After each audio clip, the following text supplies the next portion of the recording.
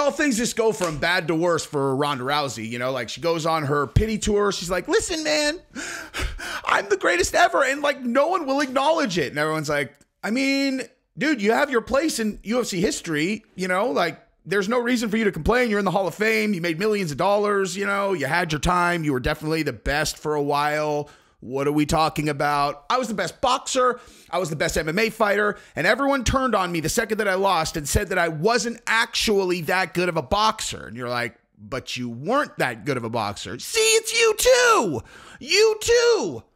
I was the greatest. No, not the greatest boxer. No, because the two best strikers of that time kicked your face off and then punched your face off. So what are we doing? Well, I don't know. I just realized that everybody was just a hater in waiting and they just turned on me immediately. I'm like, Ronda, relax, dude. Anyway, so what's happened since then that has taken me from someone who generally speaking defends Ronda Rousey to someone who is no longer going to defend Ronda Rousey is finding out that the UFC employees, like the lower end ones who are just there doing their job, putting microphones on, doing the interviews, they said she was a complete and total BIA to all of them all the time. And obviously, I'm going to show you the clip of how we found that out, who said it, and how widespread he said this was in this video. Treated them like peasants, dude. There is nothing worse in terms of indication of a person's character than how do you treat people who are clearly in a position that is not as high as you on social ladders, right? Like, obviously, it's not like you're a better person than them. It's not like you're whatever, but like in the situation that you're in, you have higher status than them. It's like, how do you treat those people? Okay. If you're cordial and you're nice, that's baseline for, okay, this is like an okay person. If you're rude and nasty all the time, then you're garbage. And if you treat them like you're better than them, that's really bad, you know? And apparently that was Ronda's MO. So the Weasel did a video about this that we're going to go through right now because I think he did a great job of covering the different sides of this story. Now, I think he did a very good job covering this story. I'm going to do additional commentary on some of the things that he showed, but he got one thing very wrong, like very, very, very wrong, indefensible wrong. And I will show you that as well. Now, if you, like me, think that how you treat people in service positions is one of the most important things that you could possibly do in your life, then you can like this video and you can subscribe to my channel because you are with a like-minded person when you're listening to me. I don't know how my personality comes off in like on camera versus how you would expect me to be in real life. But in my world, that is one of the most important things, is being kind to those people. Oh, I also want to thank the sponsor of this video, Sheath Underwear. Sheath Underwear is an official sponsor of the UFC now, which is long overdue. They should be really trying to get Sheath like on the actual fight shorts. But Sheath Underwear makes the best stuff in the world. They have the best underwear. They've got the best gear. If you go to their website, sheathunderwear.com, and shop for t-shirts, they've got all kinds of stuff now, dude, not just underwear. But as always, I run a monthly contest where I buy a pair of Jordans for the winner of the raffle. And actually this month, I had forgotten to do it last month. So I did 2 winners and then 2 more winners who won Ridge wallets. So I gave away a bunch of stuff this month, and I will probably do, I'll do some stuff I'll do some stuff this month too. I'll give away a couple extra things, like I'll give away a couple more Ridge wallets. So if you go to sheathunderwear.com and you buy anything off their website and use the promo code FIRE, and then you email the receipt to realjesseonfire@gmail, title it Sheath, then you will be entered to win, and you could win a pair of J's or a Ridge wallet. All right, so we're going to start with Ronda Rousey's list of excuses, and I'm going to just put a prerequisite on all of this, that there are 2 categories of things that she's going to talk about. One, okay, fall into the category of, I am promoting a book and I need to give people sound bites that they are then going to talk about, which is how my book gets promoted. So you have to think about that a little bit when she is talking about it. But then there's this other layer that's like, no, this is just her personality, dude. This is like just her personality. So we're going to start with the excuses, and then we're going to move to other topics. You know, it was really like disappointing just to see how happily everybody had turned on me, and how people like Joe Rogan, who were like crying in the ring out of the honor of being able to call my fights, had like, you know, people that I considered friends in the media so quickly, you know, turned on me. And force me to separate other people's perception of me from my own perception of myself. Now, I realize that people are not aware that they fall into the same category as every other person who has ever been in a category. And what I mean by that is, like, if you are the #1 athlete in the world in your sport, or you are the #1 rock star, or you're the #1 model in the world, when you fall apart, the world is going to celebrate, okay? And I don't mean everyone in the world, but you are going to see an astronomical amount of celebration about your downfall. That's the way it works, okay? There are no exceptions to this rule. Tiger Woods, okay? Tiger Woods was the most popular golfer in the history of the sport. Flawless victories across the board, the most inspiring athlete ever to ever step foot on the golf course. And when he had some things coming out, people were ecstatic to start pulling on that string and just tear his life apart. Okay. Barry Bonds, same thing. I mean, like, Barry Bonds, kind of a weird example. Britney Spears in the early 2000s. Like, this is something that just happens. This is America. This is how it goes. Okay. It's a toxic trait of society. But if you expected to be different, right? You expect to be Ronda Rousey, where she was at, and then when you got your head kicked off, not have people celebrate your downfall. It's like, you are no exception to the rule, dude. Of course that was going to happen, okay? And there is no reason for you not to take it. I mean, of course you're going to take it personally, I guess, if you're really tied to the media, and I can totally understand why it would be rough to deal with, but you have to be able to differentiate between that, okay, which is a very different phenomenon, from Joe Rogan saying that he overestimated your skills. Okay, like, those are not the same thing. Like, those are not even remotely close to the same thing. Joe Rogan's job is to assess the skill sets of people who are in martial arts. And if new information enters the fray, if he's made outlandish statements like that you could beat Floyd Mayweather in a boxing match, he has to update his opinion. That's not him turning on you. It doesn't mean he's not your friend anymore. Like, you have to be able to separate those two things. That is my first comment on that one. Let's continue. Loss. I got tapped in the beginning, and I'd fallen down the stairs a week or so before that, knocked myself out falling down the stairs at my house, and then didn't say anything and went into the fight anyway. Had a horrible weight cut, had the wrong mouth guard which didn't have the protection on the back of the bottom teeth. I was like completely disabled, and when I tried to fight again, and I was like, okay, I'll give myself a break and I'll make sure the mouth guard's perfect. This time I'm not going to knock myself out right before the fight and all those things. And the same thing, I just got tapped and I was out. So I just didn't have the hardware to continue fighting. And neurologically, it wasn't capable of continuing to fight at that level right before. Okay, bottom line, let me actually translate exactly what she's saying right there, okay?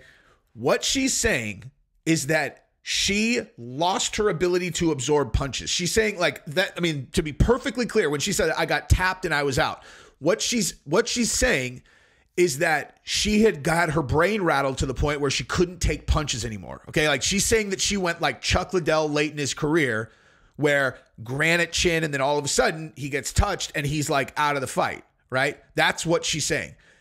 If that is not the most ludicrous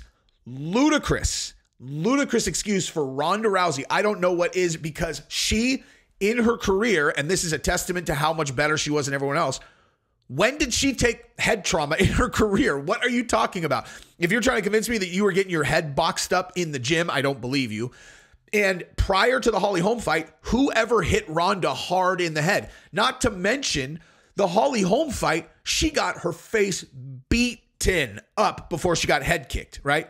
Like, it wasn't like she just got caught with like a random shot and she was like, whoa, all of a sudden I'm woozy. Dude, she got her face boxed off in the first round. Then she took an absolutely devastating shin to the fucking jaw head kick knockout. Like, dude, the hardware wasn't there.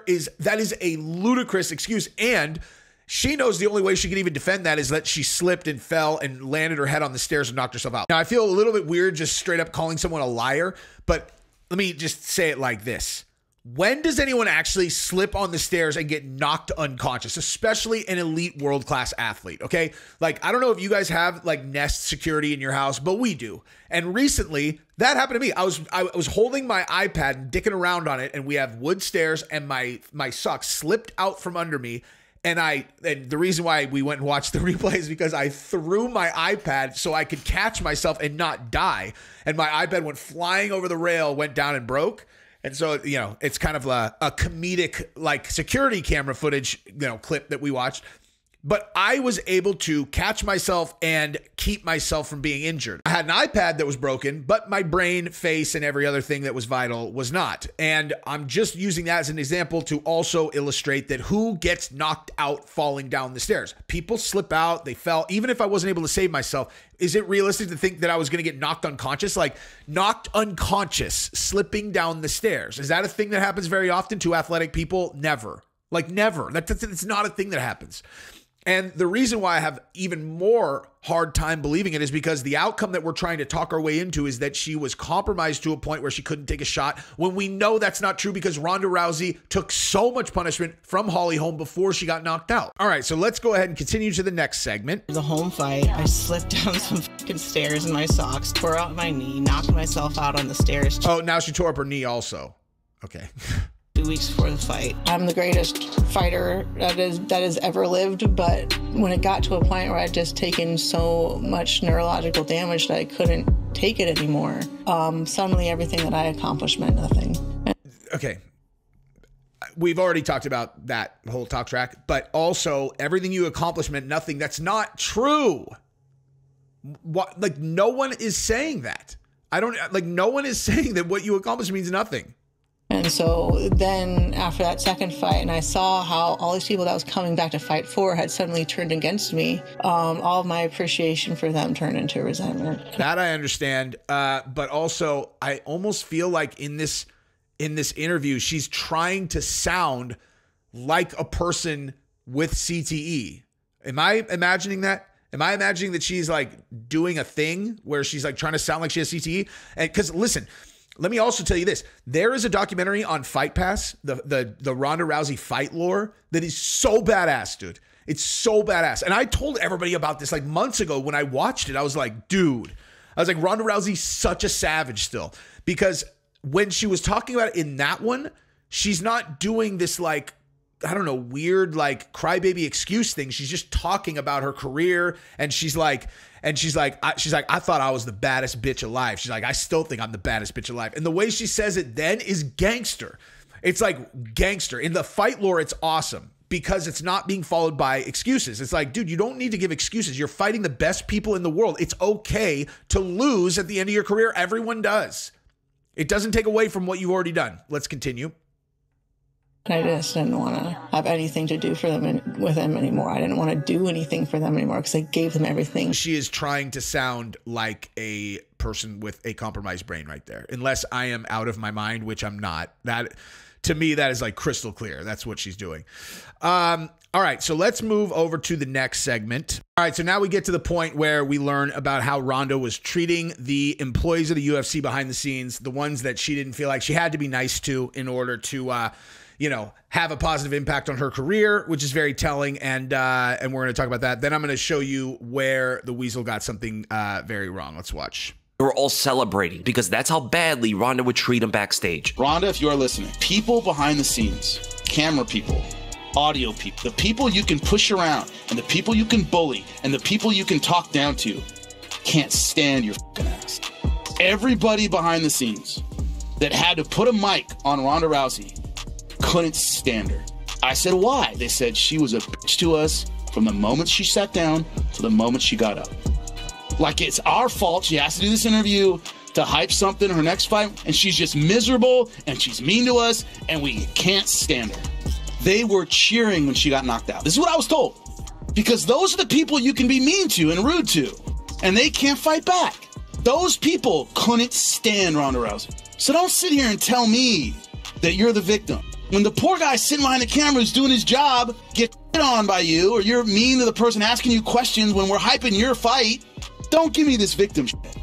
Don't waste my time with it. The way Jimmy... Yeah, I'll second that. After hearing that story, no victim shit. You want to know what that is?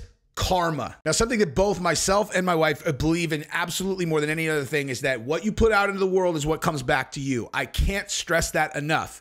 That if you get yourself in a mindset where you are rooting for other people all the time, you're never rooting against people. You're only rooting for other people to succeed, which is exactly where I'm at, unless they've done something to earn my ire, in which case I'm not a perfect person, okay? Like if someone is a complete and total prick and has done something that I really disagree with, then yeah, I'm not rooting for them to win. But outside of that, I'm rooting for everybody to win, and good things will come back to you. If you're in a position like Ronda Rousey, okay, and you have the opportunity to be kind to people that you do not need to be kind to, okay, and I mean, you should be kind to everyone, but I mean, like, if you're clearly a really big deal and the person who is working on you in terms of your social hierarchy is not a really big deal, they are putting a microphone on you, they are, the camera person, they're putting makeup on you, whatever they're doing in their 9-to-5 job where they would literally do anything to be you. If you are dismissive of them, if you're mean to them, not only are you missing an opportunity that you could have a really positive, impactful, moment with them, you're having the opposite effect, okay? Like, if you take the time to ask them questions, to ask them about their life, to learn about what's important to them, and then you remember their name. If you really make an effort to learn about the person and make it clear that you care and be kind to them, they are going to think of themselves as more important than they did before, and they're going to be more confident, and they're going to have better outcomes in the things that they do throughout their life. It's also going to bond them to you because they expect you to not do that because you don't have to. You know what I mean? And so it's like, if you're a person who is in a position like that, how many times have you heard a person say about a celebrity that they met, they're like, dude, that's the nicest guy in the world. And all that person did was just be cordial and nice, right? It's like, it surprises people because they know you don't have to do it. And so if you do, it really makes a big impact. And so if you are a prick, guess what? The karma comes back. If you're rooting against people, the karma comes back, dude. That is why this does not surprise me at all that this is the way she feels. Even if, there's a million ways that she could perceive her life in a very positive way, but she perceives it as she's been victimized. And I'm telling you, that is because of how she treats other people. It's a mindset thing as much as it is the impact that you're having on the people around you. And I just cannot stress that enough, that every time you have the opportunity to be nice to someone, do it. All right, well, Dylan Dennis just posted that he had sex with Paige Van Zandt multiple times and can ruin her marriage. So we're going to have to get to that video like right now. So we're going to wrap this up with the part that I alluded to that I think that the Weasel got wrong. So let's go ahead and watch this part, and then I will tell you what I believe is indefensible. On the level that they are today, still the weakest part of the sport. But it was always the weakest part of the sport. The 135-pound division was always the weakest weight class, even when Ronda was competing in it. And it didn't take too long for 115, the next women's division, to eclipse it in skill and quality. Joanna Jędrzejczyk just herself was eons ahead of every other 135er besides Amanda Nunes and Shevchenko. And you would think those fighters came after Ronda Rousey. Well, actually, they've been competing before Ronda even made her MMA debut. They're more... Okay, first of all, this is not the part that I'm going to argue with, but I will say that I don't agree that 135 necessarily was the lowest quality division because like when you have someone who's so dominant like Ronda was running through the competition, it always appears that way. It's like, oh man, there's just no one else who's good there. Well, you don't have any idea if you have an athlete that is just running through every other person. It always makes that division look weak as soon as that person is off, because they're like, man, who else was even there? Because you're like, you just remember all of them getting beat very easily by Ronda. So that's not the part I'm going to push back on. This is coming up right this second. More pioneers of women's MMA than even Ronda was. Ronda just had a big splash in terms of popularity and brought more fighters onto the scene because of all the fame and stuff. But in terms of who competed first and who was doing the thing first, Nunes and Shevchenko were there before Ronda was. Okay, so that's where I'm going to push back. Okay, so he said that Ronda was not the biggest female pioneer of the sport. Completely disagree, obviously. And I'm not saying that she was doing it first.